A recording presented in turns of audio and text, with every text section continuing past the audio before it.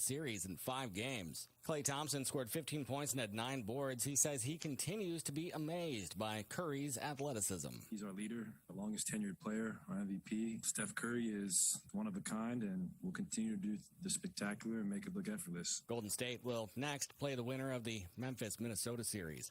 And the defending NBA champion Milwaukee Bucks are moving on after routing the Bulls 116-100 to finish their first-round series, also in 5. Bulls forward DeMar DeRozan says there are a lot of lessons his young team can learn from this series. Just a whole landscape of, competing against a championship team.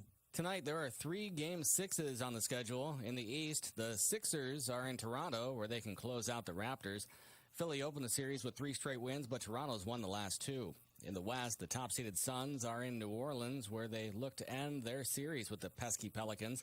And Dallas taking a 3-2 lead over the Jazz into Utah for Game 6 tonight. In the NHL, Dallas's hockey franchise lost 4-3. On the ice, Dallas's NHL franchise lost 4-3 in overtime to the Coyotes, but the Stars still managed to secure the final playoff spot in the Western Conference. The Stars needed only 1 point, and they got it by getting to overtime. The Las Vegas Golden Knights, meanwhile, they have a new experience. As they close out the regular season on Friday, they'll be going home for the summer without appearing in the postseason. Vegas officially eliminated last night after a 4-3 loss to the Blackhawks in a shootout. Tonight, the Hurricanes wrap the regular season at home versus the New Jersey Devils. This is NCN Sports. Have you considered a career as a public power line worker? Line workers in public power communities keep the electricity flowing to families and businesses. As a public power line worker, you're part of a team that builds and maintains a locally owned and operated electric system. You can work close to home, grow your career, and support your local community by providing safe, reliable, and sustainable electricity. Learn more about public power and careers in public power at electricities.com. Hi, Darcy the Cow here for Black Cow, the mature manure. Planting a sustainable vegetable garden helps to protect the environment, and there's nothing like knowing where your vegetables came from. Black Cow is a natural fertilizer with 10 times more nutrients than garden soil. Everything grows better with Black Cow, you know. That's blackcow, KOW.com. Black Cow, the mature manure, Black Cow. On the eve of the NFL draft yesterday, because the draft is today, the Carolina Panthers owner David Tepper sat with the media in Charlotte for a conversation that wasn't focused on the Panthers' 6th overall selection, but the state of the overall franchise. On the topic of discussion was Matt Rule, who's entering his 3rd year as head coach. Tepper pledged support behind Rule and the staff changes he made during the offseason. He was also asked about the quarterback situation and how seriously the Panthers pursued a trade for Deshaun Watson. I'm not going to talk about players on other teams for a lot of various reasons. Quarterback position is always the most important position on the field. And as Scott Fitter has mentioned many times, we're always looking. Tepper also asked about how committed he was to keeping the Panthers in Charlotte. He said Charlotte is the best place for them. Josh, Zach, NCN Sports. Another day with dry weather, but signs are we could be in for an unsettled weekend and perhaps next week as well. Looks like the pattern's about to change, allowing for more rain. Now for the day today, partly to mostly sunny, still low humidity, comfortable temperatures, the high in the low to mid 70s. Tonight is mostly cloudy, the low temperature mid to upper 40s. Tomorrow an overcast. By the end of the day, there could be a little bit of rain, the high in the upper 60s to mid 70s. I'm Mike Mays in the Weather Center. And currently we have 46 degrees here at WCAB and sunny skies. It's going to be kind of nice all day. The rain looks like it may come maybe a little bit on Saturday and Sunday, but only a 30% chance of that. So let's enjoy the beauty of the day and get out and do something nice for somebody. It's 8:30. My interview with Ramona Smith coming right up. Let me introduce you to Brock Family Care, a direct primary care practice that takes care of the patients and not the insurance company. Providing flat rate pricing and not accepting any forms of health insurance allows for more personalized and affordable health care. Ann Brock has over 42 years of health care experience and 22 years as a nurse practitioner. She and her staff are dedicated to providing health care that is patient-centered and not insurance company dictated. They give the patient the time and the attention they need. What are your medical needs? Bring them to Brock Family Care and see the difference. and also offers telehealth appointments. The professional staff are dedicated and will take the time to find out how they can help you. To learn more about this wonderful medical service, go to the website at www.brockfamilycare.com. That's Brock Family Care, 289 Shallow Road, Forest City.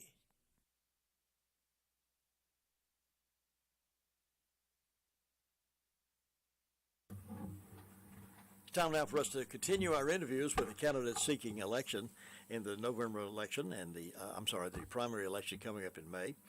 And with me today is Ramona Smith. She's a candidate for the Board of Education. Good morning, Ramona. Glad to have you. Good morning. Thank you so much. It's good to see you. Let's talk about some things. So tell our audience, first of all, about yourself, your background, your family, a little bit about yourself. All right. Well, I am a family nurse practitioner, and I'm still working part-time doing telemedicine. And I'm a volunteer firefighter for Rutherford Fire and Rescue, and I'm delighted. I love working with Chief Harrell and the crew. I have a master's degree in nursing, and I have 2 children, and they're adults. My 40-year-old daughter is a school teacher. She teaches in California, and her husband as well in a Christian school. He teaches middle school. My mother was a teacher, and my father was a teacher. My children were actually born in Boone and Spruce Pine. When I was young, my father worked for the federal government doing construction, and so I lived in 8 different states, and usually around halfway through each school year, I moved to a new school. So my brother, sister, and I took hands and went, and I could create a new story each time I went to a new school, and nobody knew about my little falls in the playground or whatever. And I did spend 2 years on the Navajo Reservation in Farmington and Aztec, New Mexico, where there were 5 of us, my cousins and my siblings and I. And I really got an experience of what it's like to go to a school where people are brought in from their families and kept at the school for the whole week. And that was a very interesting time. I have 3 grandchildren. My 7-year-old grandson and my son and daughter-in-law live in Seattle, and he's homeschooled. My daughter and her husband live in Santa Cruz, California, and my grandson's in public school. He's 15, and I'm happy to say, due to his homeschooling and Christian schooling, he's number 2 out of 296 students in the freshman class, so we're just delighted. And he does have some learning disabilities, as far as he doesn't have dyslexia, but a processing disorder. So I have a real heart for the IEP programs and for our students that struggle to read and struggle to learn. And my granddaughter is 10, and she is in a Christian school. Very interesting background. Thank you. Running for school, of course, is a challenging opportunity for anyone. What are the responsibilities of a Rutherford County School Board member? What do they do other than meet? Well, I'm glad you asked that question. My good friend April Mays and I are taking a class at the Heritage Foundation online, and we're in class number 2 last night on empowering families and putting kids first. And what I realized in the first class is what the school board members actually do. And I was surprised to learn that the superintendent actually works at their discretion. And it isn't the school board members who hire teachers, it's the superintendent. School board members write policy, they approve the budget, which has just gone through. They are a key point of communication with the community. Each one of us has a district that we represent and support, and there's 2 per district. And my district is District 1.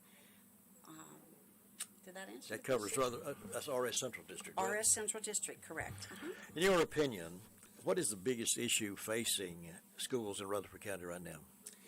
Okay, we have to recover from what was considered a pandemic. We have to recover from so many different facets of it. Kids were given, go to school, don't go to school, wear a mask, don't wear a mask. There was a lot of frustration. We doubled our dropout rate in high school. We need to bring those students back if we can, and we need to prevent further loss of students from the public school system. Every parent in the county pays their taxes. So whether they're homeschooling their kids or their grandkids, or whether they are in charter schools, they all pay taxes, and there's an expectation we're going to bring that level up. I'm concerned that the literacy rate in North Carolina for third graders, half of them are not reading at grade level. Now, I didn't mention I worked in the county jails for 18 years as a nurse manager and also as a mental health professional. The average reading capacity of an inmate is fourth grade. That's the average. So we had to do our health education and bring it down to a level where they could actually receive that information. So we know that if you can't read, you can't succeed. It's really, really important we need to get back to the quality of student achievements. I want to see kids reading at grade level or above, and we've got to come back and gather that again. The other thing that's happening, the community is telling me, is that there's behavioral outbursts in the classroom. There's more violence. Children were left unattended sometimes and allowed to search the internet and bring new thoughts and information that maybe they shouldn't have had. There were no guardrails, and so kids are coming in. They're violent. They're disrespectful, and it's not something that we can't turn around. But we need to figure out how to get the classroom safe again. And that was one of my things I talked about. They need to thrive in the classroom. They need to want to go. They need to, and our teachers need to feel safe. They need to know that they can come in. It doesn't matter how big the child is. My mother was assaulted by a fourth grader when she was teaching, and survived it, and she was very empathetic toward the situation. And it was a kid whose family ran a bar, and he couldn't go to sleep until 2 in the morning when the bar closed because his bed was blankets on top of the pool table. And so she said, how can he come to school and learn when, number one, he hasn't slept, number two, he's not eating. He's eating junk food from around the bar, and he comes into school and we expect him to succeed and to not have outbursts. So how do we get the families supported? And then we've got the whole drug issue where we've got so many people that are out of work. We lost our mills, and then COVID came, and people lost their jobs. There's jobs now, but people have to feel competent and worthy to come back and join the workforce. It's good for people to work. We want them to work. So healthy families brings healthy students. During the pandemic, if you had been on the school board, would you have voted to handle things differently than the school board handled it? I certainly would have, and being just one of the school board members, I can only do my own vote. But I'm a public health nurse. I'm very educated in how we approach public health. The approach to this situation was entirely different. We didn't use some of the mechanisms we've used for other public health issues. The other thing is that we accepted money from the federal government to institute the toolkit for how to keep our students in school. The very first toolkit that came out on page 8, it said that we would agree to let the Health and Human Services come with a van to the school to provide vaccinations. Now, that never happened. I had a discussion with the administration. That never happened, but the offer was there. And I don't think our community knew or had the time. I'm semi-retired. I have time to read all this to find out that could have happened. And I don't know if it would have happened with parental consent or without, but parents' rights need to be respected. They're our children. They don't belong to the state, the federal government, or the county. They're ours. They're our precious children. Now, federal funding makes up about anywhere from 1 to 9% of school board or Board of Education money. The other half of that remaining is state, half of that remaining is county. Every federal dollar we take has got an attachment to it. And even when we took masks off our other children, we kept them on our most vulnerable kids at Carver Center because we take federal money for Head Start, and they were the last one to unmask. We know now that children are having a high rate of linguistical problems. They haven't seen faces form words, and so speech therapy is going to be a huge need for these. Particularly the ones hardest hit are the ones between 2, because Carver Center has even infants from 2 up to fourth grade. These are the ones hardest hit. There was a little more resiliency with the older kids, but they're more behavioral. But these younger kids, this has been, it's going to take years to improve that, but I want to be part of helping that recovery, okay? And I want it fast. I want it going. Are you you're a proponent of school choice, and if so, why? Absolutely, I am. And the reason I am is I've had children in different stages, grandchildren of their lives, go in and out of private school, charter school, homeschool, and public school. They can all be successful. Sometimes in a particular season of a child's life, my daughter's an educator, so she pulled her third grade daughter out of the private school and homeschooled her for third grade because she knew that was a crucial time of identifying with peers, of being sure she's reading above grade level, but being able to give her that special attention. We shouldn't have a punitive approach to any of the ways. We need kids to learn, and we need them to love to learn. I want them to love to read. If I had my way, we wouldn't have any cell phones at all on these children, except for emergency purposes. They should be, away from the children during school hours, and I'm hoping that they are. I'm not sure what each school does, but we need to get them back into books, into paper books, and safe books. Yeah. Do you think school board members should have the authority to scan reading material that, I don't know that Rutherford County is doing this, but a lot of schools across the nation are imposing reading material on children that, in my opinion, shouldn't be offered to them? Should school board members have the authority to proof those things before they happen? I believe that school board members should respond to the community and to the families. I think we need guardrails. We have to remember that children learn at different levels, and there's developmental changes that happen as they grow. We don't need to be taking adult content and offering it to 5-year-olds and 6-year-olds. We need to be sure that they know how to read and how to read things that are healthy for them to read. I don't feel, part of me says, well, I don't want to totally say none of this kind of, we have to block everything, but I do feel like we have to put each grade, in my mind, each grade needs guardrails. A 17, 18-year-old high schooler maybe needs less guardrails. By then, they should be making better decisions. The younger kids need very, very strong guidelines. Now, one thing I found out, because I did go visit every school, all of the principals were very welcoming and opening. I even went to Carter Center to Reach and also to Rutherford Opportunity Center.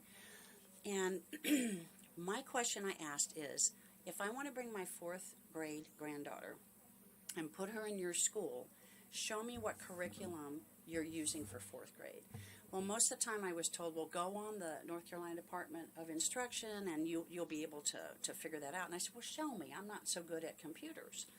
And one of the elementary school principals opened up the computer and she said, well, wait a minute, I'm really having trouble finding it. She goes, well, I guess you're more interested in this area.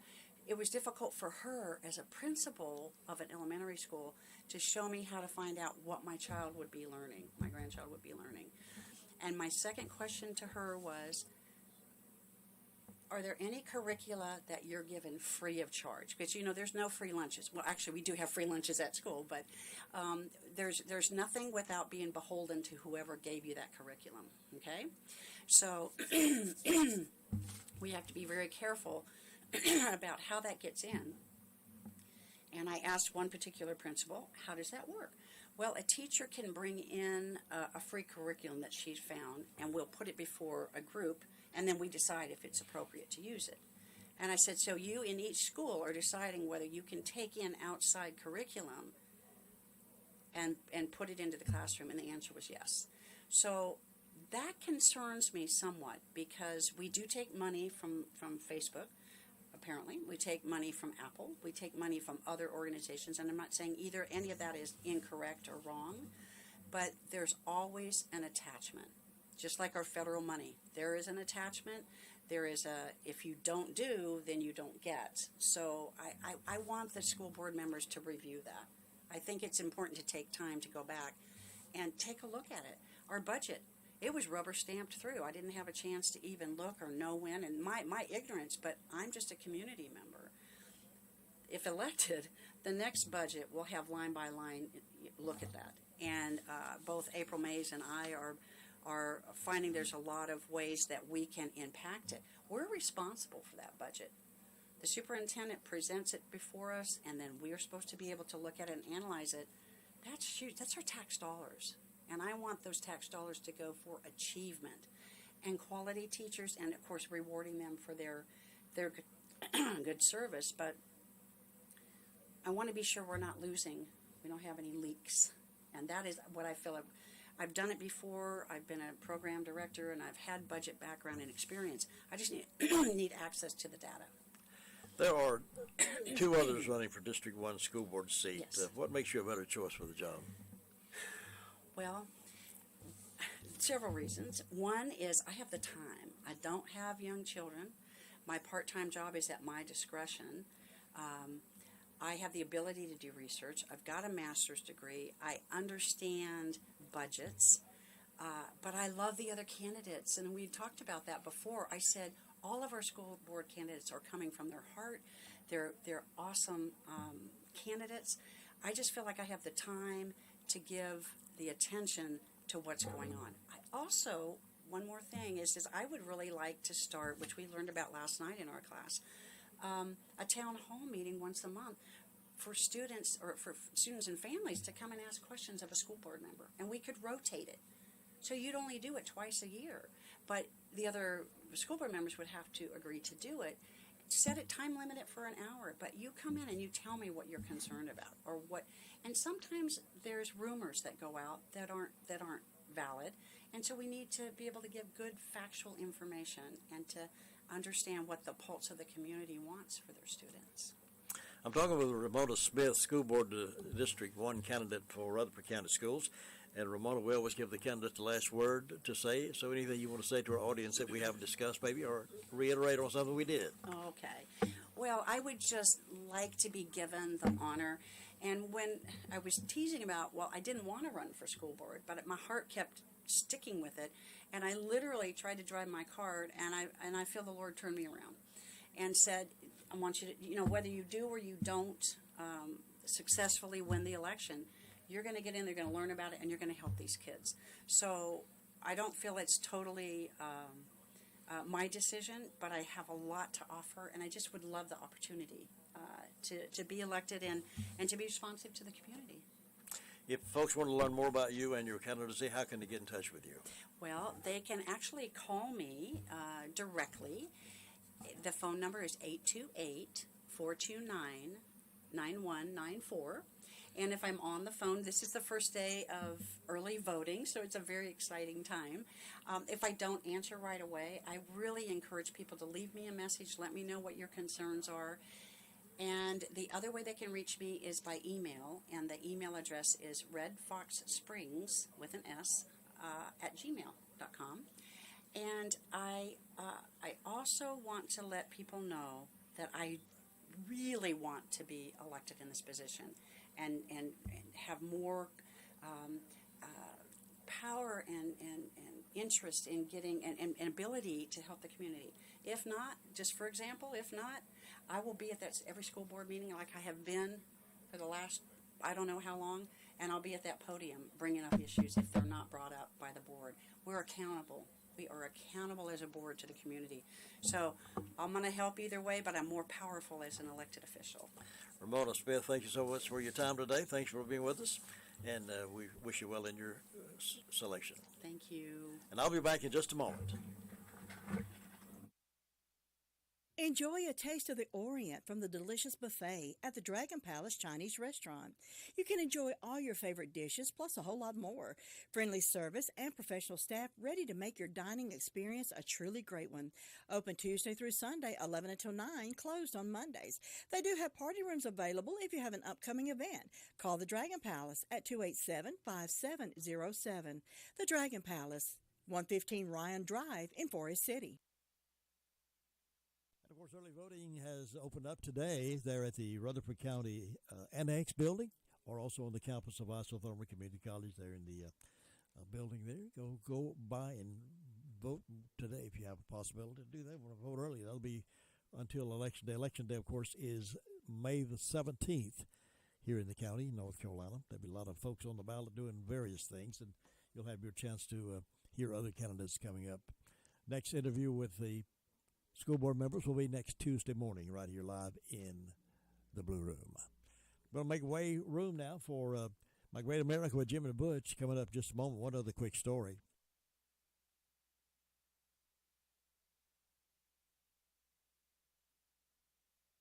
The Cliffside Sanitary District expected to qualify for a grant. 6 local government units under the financial control of the Local Government Commission, due to fiscal and governance problems, could receive grant assistance to help correct water and sewer deficiencies impacting their jurisdiction, including the Cliffside Sanitary District.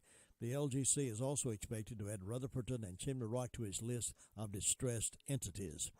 The LGC was expected to vote at a special meeting Tuesday to commit the towns of Eureka, that's in Wayne County, Kingstown and Cleveland County, Robertsville and Martin County, and Spring Lake over in Cumberland County, and the Cliffside Sanitary District in Rutherford County to completing statutory requirements for units designated as distressed under viable utility reserve.